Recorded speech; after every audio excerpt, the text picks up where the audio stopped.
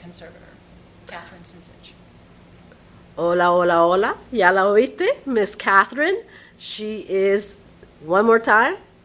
The assistant conservator. There you go. For the conservation. Important title for important lady. And she is being so nice. It's after closed hours in the history, but shh, you don't say anything. I don't say anything. She's going to show us around the goodies that come into the history, the Florida History Museum. And tell us why we need them. Why should we care? So all of the sites that we have here in Florida, a lot of them are from Spanish contact, the European contact. And we deal mainly with archaeological material, and both from underwater and terrestrial or land sites.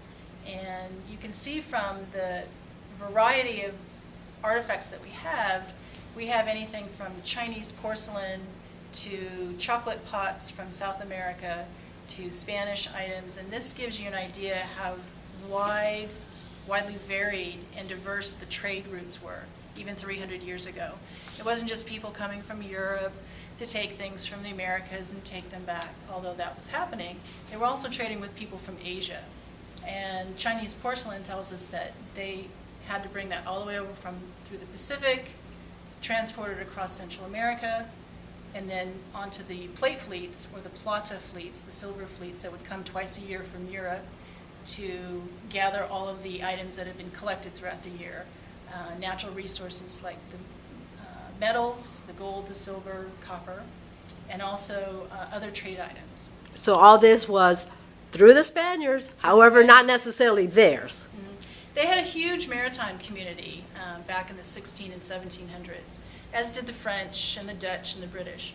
But the Spanish were very good about this trade route that was going on. They would come down through Africa, come across the Atlantic, stop in different parts in the Gulf of Mexico and top of Central America, and then through Havana, and then they would be on their way back to Europe. And that's what happened with two large of the plata fleets, or the plate fleets. As they were coming back to Europe, they got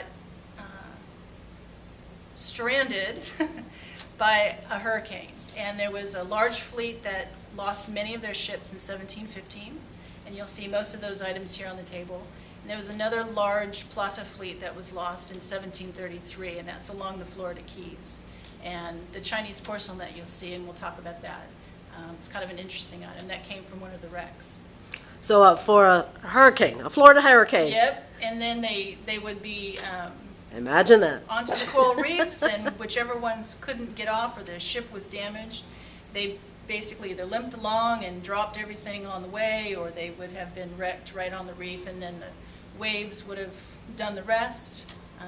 Whether people survived, a lot of people did, but they would either go onto another ship, go onto shore if they were near it, or even they would take the old materials from the shipwrecked ship, build another one, and then the next year they would go back. So there was always, it was never any straight line with all of this. It was always, you were subjected to the weather, and they didn't always have advance warning, so a lot of times when they would leave, and it would take sometimes many months to go back, so it was a year-long trip once you left Europe and came to the Americas and went back. So you could be gone, if your ship was wrecked and you happened to survive, you could not be back for another couple of years.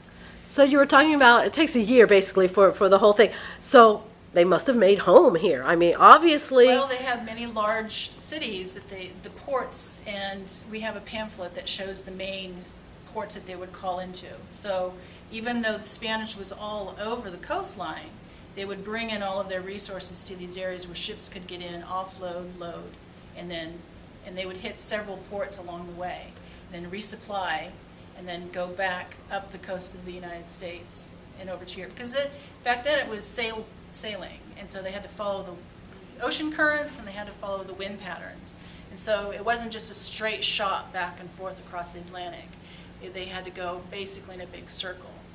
And once, if they were too late to leave the Americas, because then the weather would get bad, they would have to wait 4 or 5 months until the next season came. So there's only a very short amount of time that they could leave Europe, sail out here, and then there was a certain amount of time that they had to actually leave the Americas to get back. So they could have been stranded and hit by weather all the way across. Pirates were a big issue at that point. Ships do sink. Right. So it was never a guarantee that you would make it either way. Okay. It's always an adventure. So if they decided to stay home, this would be home for some of them because, St. Augustine would be one. Yeah. That was a large Spanish colony there. And Pensacola was another one. And then there were certain areas along the Keys that they would stop into at the end. And then Havana was a big one. That's in Cuba. That had a natural port where a lot of ships with deep draft that would require deep water to get in, they could stop there. And if it was too late in the season to then make its way back into Europe, they would stay there. So is a definite reason why Spanish heritage in Florida is a main yeah, history. If they couldn't leave to make it safely back to Europe, they would have had to stay here 4, 5, 6 months and wait for the next sailing season when the winds are favorable and the weather's favorable. So they would have, and plus the people here keeping track of the trade items that are coming in from Asia, making, there was minted money going on, and so there was a lot of control over resources. And everybody thinks about, slave trade and all of that, and that happened as well, but there was a lot of resources that were here in the Americas that people needed over in Europe, anything from timber to natural resources such as the metals, ceramics from Asia. There was a lot of items that the Spanish was involved with, even though they didn't make them themselves. They were involved with introducing them to new parts of the world, and so the whole world was connected even 300 years ago, even without the internet. Imagine that. It just We won't say took a that. We long won't say time. that. It just took a long time. So. All right, now do me a favor. Yeah. Show me the little house chotskis that you have. He's right. And definitely the chocolate one that you were speaking chocolate of. pot, right? Yes. So Okay. give me a little talk about that So one. we'll talk about the chocolate pot. Oh, but of course. This is, again, most of these items here you'll see is from the 1715 plate fleet that was wrecked. And that was on the east coast of Florida around Sebastian, Port St. Lucie. And this was one of the items that was recovered. It's a copper chocolate pot, and you can see from the shape, it's round on the bottom. So once it's made, you could actually hold it and keep the bottom sediments stirred up, so that when you pour it out, you don't just get the top liquid. Because cocoa chocolate back then was made differently than what we know of it today, and it had a lot of sediment. Like when you put dirt in water, a lot of it tends to settle out. Even though it's in the water, it doesn't really mix with the water. Okay. So when you make it, they would actually have a little bit of a stick with a larger end on it, and they would use it, and so as it's heating up, they would keep it frothed up and emulsified so that you wouldn't get everything settling on the bottom and burning. And that's why the vessels are shaped this way. And it's thin copper, which transmits heat, so you wouldn't need much flame to make it. And it's got a little bit of decoration.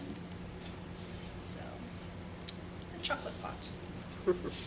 And cocoa, in addition to coffee, cocoa was one of the main ingredients that they didn't have in Europe. And so when this was introduced, it was a highly prized item that they ended up transporting from South America over to Europe. And that's how we know chocolate today. Everybody loves it.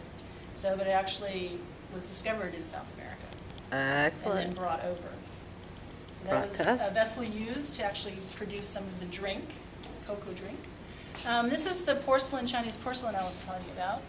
This is from the 1733 wreck off the Florida Keys. And one of the things with archaeology is that you always observe what you're looking at, but you notice things that are the same, things that are different, what is here, and then what's missing. So with this bowl, there's enough of the shape that we didn't have to reconstruct the missing pieces to see exactly what it is. It's some kind of bowl, It's decorated on the top and not on the bottom, so it was designed to be seen from one side. And there's a darker area here. These are all light. These are all broken edges. Broken edges. And broken edges. But as you come closer, you can see that the area that's dark, it might be from fire or something else, some kind of dirt. It's actually rounded, and it was made that way. So there would have been, if you extend the rim, it would have been a bit of a concave area.